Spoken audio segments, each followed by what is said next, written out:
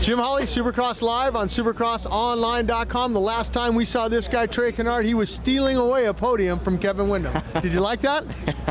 Caught me off guard with that one, but hey, you rode hard in Jacksonville. Yeah, you know, I thought by Dallas and Jacksonville were by far my best rides in the 450, and I thought it was a good way to leave that class and a good way to kind of leave for the little break that I did have. So I was stoked and, just thankful for the whole opportunity, and I'm really happy to be back on this lights bike and back here on the West Coast, getting it going again here. Well, that was my next question. Are you happy to be on that lights bike? You don't have as much power as that 450. You had to have fun. Talk about some of the differences between that 450 and going back to the lights. That's like Spider-Man. With great power comes great responsibility. So it's a little easier to ride this thing, with turning and just being able to manhandle a little more. But the 450 was nice, getting over the rhythm sections and stuff like that. But glad to be back at home with the whole Geico Power Sports Honda Planet Fitness AMSOIL crew. So it's good. I'm excited for tonight and looking forward to going out there and giving it my best. You mentioned that tonight here in Seattle. You're 14 points down with 2 to go. Obviously, it's just,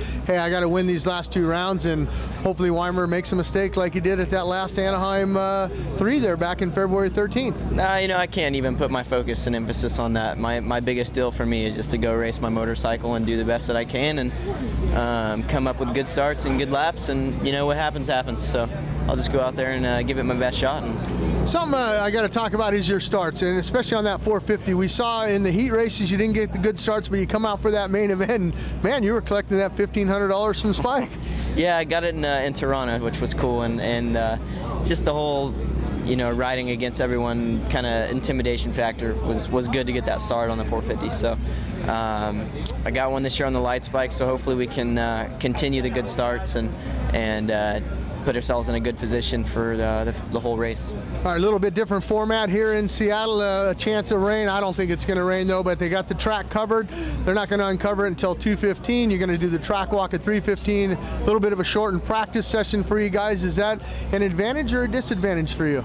I mean, everyone's got the same deal to deal with, so I don't think it's an advantage or a disadvantage. I think that we all have the same deal to deal with, so just go out there and approach it the best way we can.